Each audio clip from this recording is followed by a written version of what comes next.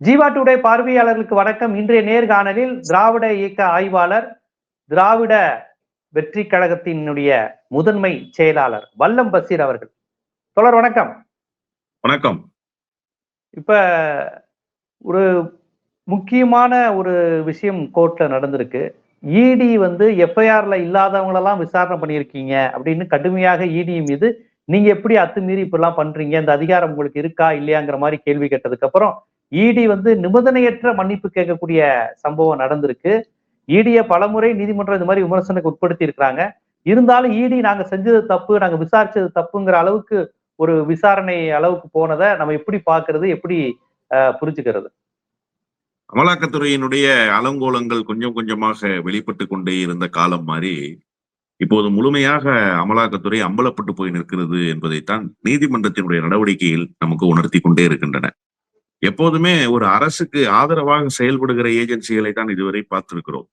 ஆனால் அரசினுடைய கைப்பாவையாகவே ஒரு ஏஜென்சி செயல்படுவது என்று சொன்னால் அந்த ஏஜென்சி எந்த அளவுக்கு பலகீனமானதாக இருக்கும், அது எப்படி அம்பலப்பட்டு போகும் என்பதற்கு சமகாலத்தில் அமலாக்கத்துறை ஒரு உதாரணம். இந்த என்போர்ஸ்மெண்ட் டைரக்டரேட்ன்றது இவ்வளவு பாழ்பட்டு போயிருக்கிற அமைப்பா என்று பேசுகிற அளவுக்கு அவர்கள் அம்பலப்பட்டு நிற்கிறார்கள்.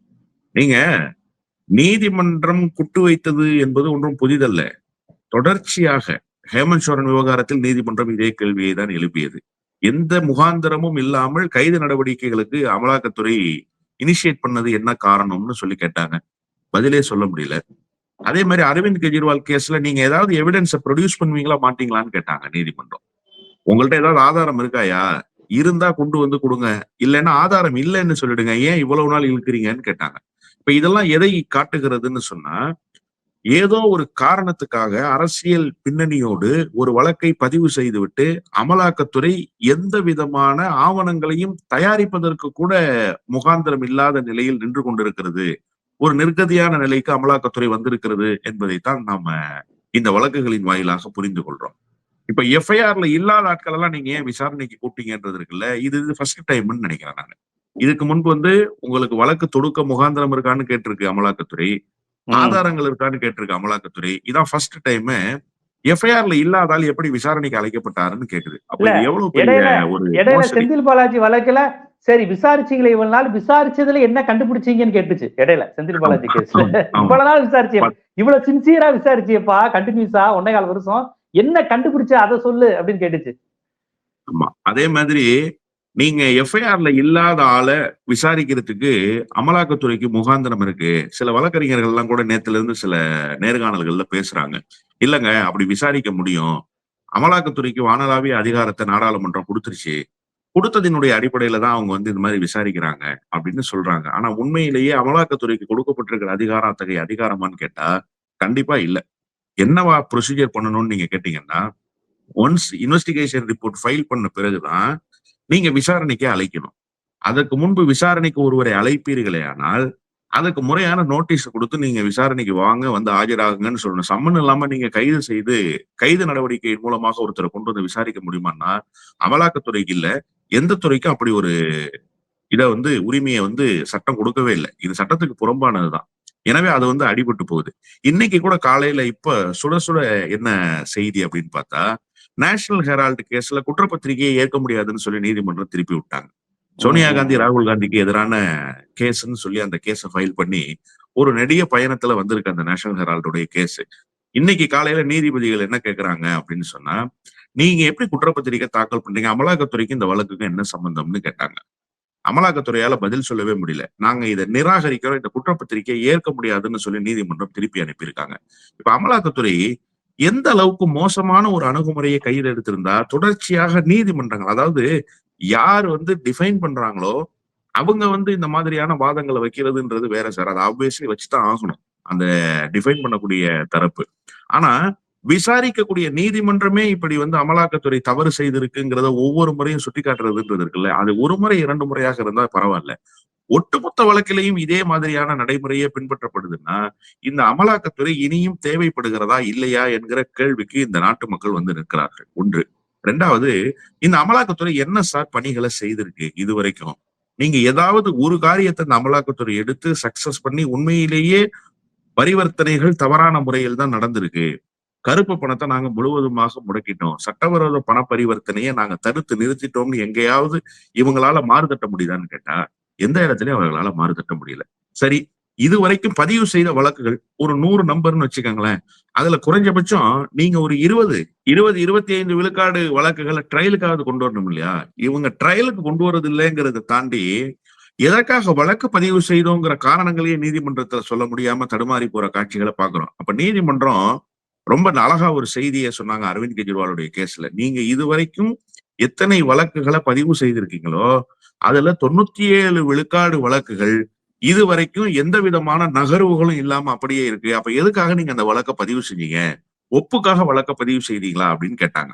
இன்னைக்கு கூட நீதிமன்றம் எழுப்பி இருக்கிற கேள்வி மிக முக்கியமான கேள்வி.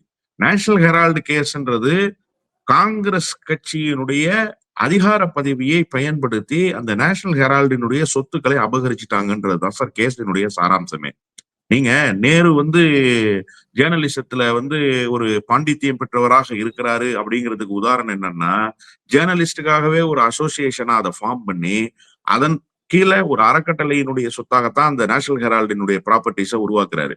அதுக்கு அவர் பண்ண ரொம்ப முக்கியமான செய்தி என்னன்னா, 5 லட்சம் பங்குகளை நேஷனல் ஹெரால்டு பெயரால் விற்பனை செய்து அந்த 5 லட்சம் பங்குதாரர்களை கொண்டுதான் நேஷனல் ஹெரால்டு இயக்கப்பட்டது. இப்ப நேஷனல் ஹெரால்டு தன்னை தகவமைத்துக் கொள்ளாமல், நவீன தொழில்நுட்பத்துக்கு தன்னை தாரை வார்த்துக் கொள்ளாமல் முடங்கி போனதனுடைய விளைவு வேறு ஒரு புதிய நிறுவனம் நேஷனல் ஹெரால்ட கையகப்படுத்துறாங்க. இதை கையகப்படுத்தினதுல ஏறக்குறைய 150 160 கோடி ரூபாய் மதிப்புள்ள சொத்துக்களை ரொம்ப சொற்பமான விலைக்கு வாங்கிட்டாங்க. அதை கைமாத்தினதுல நேருவினுடைய வாரிசுகளுக்கு ஒரு பங்கு இருக்குங்கிறது தான் சார் கேஸ். இதுல சட்டவிரோத பணி பரிவர்த்தனையும் எங்கேயுமே கிடையாது, கருப்பு பணம் வந்ததுன்றதும் எங்கேயுமே கிடையாது. எல்லாமே ஷேர் மார்க்கெட்டினுடைய ஷேர்ஸ் தான். இந்த 5 லட்சம் பங்குதாரர்கள் இருக்காங்கல்ல, அதுல பல பேர் இன்னைக்கு இறந்து விட்டாங்க. பல பேர் வாரிசுகள் கூட கிளைம் பண்ணாமலே போயிட்டாங்க. நேஷனல் ஹெரால்டு ஒண்ணும் இல்லாம போச்சு, எதுக்காக இந்த கேஸ போய் பெருசா பாத்துக்கிட்டுன்னு ஒதுங்கி போனவங்க பல பேர் இருக்காங்க.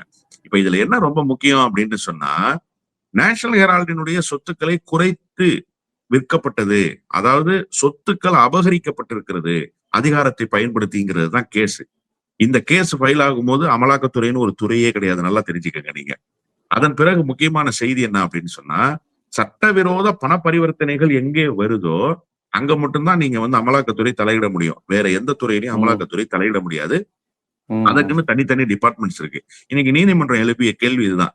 ஏப்பா, இது சொத்து அபகரிக்கப்பட்டதாக தொடரப்பட்ட வழக்கு. ஒரு இண்டிவிஜுவலுடைய வழக்கை நீங்க எடுத்துட்டு எப்படி நீங்க கேஸ் ஃப்ரேம் பண்றீங்க? அதை எப்படி குற்றப்பத்திரிகையை நீங்க தாக்கல் பண்றீங்க? அதை எப்படி ஏற்கனவே எதிர்பார்க்கறீங்க? இப்ப இது என்னன்னா, முழுக்க முழுக்க சுப்பிரமணிய சாமியினுடைய கேஸ் தான் இது. சுப்பிரமணிய சாமி விசஸ் ராகுல் காந்தி, சோனியா காந்தி தான். இப்ப இந்த வழக்கை அமலாக்கத்துறை விசாரிக்க வேண்டிய எந்த அவசியமும் கிடையாது. அமலாக்கத்துறை குற்றப்பத்திரிகை தாக்கல் செய்ய வேண்டிய எந்த அவசியமும் கிடையாது. இன்னைக்கு நீதிமன்றம் அதைத்தான் நிராகரிச்சிருக்கு. இதெல்லாம் எதை உணர்த்துதுன்னா, அமலாக்கத்துறை திட்டமிட்டு அரசியல் காரணங்களுக்காகவே இயங்கி கொண்டிருக்கிறது. அதை நீதிமன்றம் அவ்வப்போது கடிவாளங்களை போட்டு தடுத்து நிறுத்தி கொண்டிருந்தாலுமே கூட அவர்கள் அம்பலப்பட்டு போனதற்கு பின்பும் இதே வேலையை செய்து கொண்டிருக்கிறார்கள் என்பதை தான் இன்றைக்கு நேஷனல் ஹெரால்டு கேஸ்ல, குற்றப்பத்திரிகையை ரிஜெக்ட் பண்ண கேஸ்ல கூட அமலாக்கத்துறை அம்பலப்பட்டு நிற்குதுங்கிற காட்சியை நம்ம பாக்குறோம். அப்ப அமலாக்கத்துறை, செந்தில் பாலாஜி, அரவிந்த் கெஜ்ரிவால், ஜார்க்கண்ட் முதலமைச்சர்னு ஒவ்வொரு வழக்கிலும் அரசியல் ஆதாயத்துக்காகவும் பக்க சார்புடன் செயல்படுதுங்கிறத நீதிமன்றமே தனது விசாரணை கேள்விகள் மூலமா பண்ணிட்டாங்க. இல்ல, இடி குறித்து இவ்வளவு தொடர்ச்சியான விமர்சனங்கள் வந்துகிட்டு இருக்கு. ஆனா இருந்தாலும் பாருங்க, இன்னும் தெலுங்கானா முன்னாள் முதலமைச்சர் மகள் மீது, இன்னும் இங்க தமிழ்நாட்டில் நேரு மீது இதையெல்லாம் வைத்து இதே மாதிரி நடந்துகிட்டு இருக்கு. இந்த ப்ரமோஷனுக்காண்டி, வேலை வாய்ப்புக்காக பணம் கொடுக்குற அதே செந்தில் பாலாஜி மாதிரியே நேருக்கு இந்த விஷயங்கள் எல்லாமே ஈடியை வச்சுதானே இன்னும் பிஜேபி நகர்த்திக்கிட்டு இருக்கு. அதாவது அது இடி என்பது பக்க சார்போடு செயல்படுது, அரசியல் நோக்கத்துக்காக செயல்படுது, முழுக்க முழுக்க தேர்தல் ஆதாயத்துக்காக மட்டும்தான் செயல்படுதுங்கிறது பலமுறை நீதிமன்ற விசாரணையிலேயே வெளிவந்ததுக்கு அப்புறமும் தொடர்ச்சியா எதிர்கட்சிகள் மீதான இடியினுடைய அடுத்த கட்ட பாய்ச்சல்ங்கிறது இருந்துகிட்டே தானே இருக்கு. இல்ல, அமலாக்கத்துறை என்கிற ஒரு துறை உருவாக்கப்பட்டதே எதிர்கட்சிகள் பழிவாங்கப்படுவதற்கு தான். எதிர்கட்சிகளை பழிவாங்குவதற்காகவே ஒரு துறையை உருவாக்கிட்டு நீங்க என்ன பண்றீங்க அப்படின்னு சொன்னா, பழிவாங்குகிற நடவடிக்கையிலேயே எதிர்கட்சிகள் தப்பே பண்ணாம இருக்காங்களா? நாம் வெளிப்படையாகவே பேசுவோமே, தவறுகள் எல்லா இடங்களிலும் நடக்கத்தான் செய்யுது. நீங்க தவறுகளை குறிப்பெடுத்து இந்த வழக்குகளை ஸ்ட்ரென்தன் பண்ணி உண்மையிலேயே எதிர்கட்சிகளினுடைய தவறுகளுக்கு கடிவாளம் போட பாப்பீங்களா? இல்ல சும்மா சும்மா வந்து நீங்க எதிர்க்கட்சிகளை போய் குறை சொல்றோன்ற பேர்ல எதிர்க்கட்சிகளை வழக்கு தொடுத்து அந்த வழக்குல சிக்க வைத்து எதிர்க்கட்சிகள் ஏதோ பெரிய ஊழல் செய்து கொண்டிருப்பார்கள் என்கிற ஒரு தோற்றத்தை உருவாக்கி நீங்க எந்த விதமான வழக்கு முன்னேற்றமும் இல்லாம தோல்வி அடைந்து போவீங்களா? எது புத்திசாலித்தனம்னா, அமலாக்கத்துறை என்ன செய்யணும்னா, எங்க உண்மையிலேயே தவறு நடக்குது, எந்த ஆட்சியில எந்த துறைக்குள்ள தவறு இருக்கு அப்படிங்கிறத கண்டறியணும். ஒண்ணு வேணாம் சார். இங்க மணலுக்கு லைசென்ஸ் கொடுக்கப்படுது. நீங்க 10 டோக்கன் வாங்கிட்டு 20 டோக்கனுக்கு உண்டான லாரி போய் மண் அள்ளிட்டு வர்றாங்கன்றது எல்லாருக்குமே தெரியும். இது எல்லா ஆட்சி காலத்திலும் நடக்கிறது தான். நம்ம வெளிப்படையாகவே பேசுவோமே. அப்போ இத நீங்க கண்டறிய வேண்டிய அமலாக்கத்துறை 20 லாரி போய் அள்ளி இருக்கிறாங்க.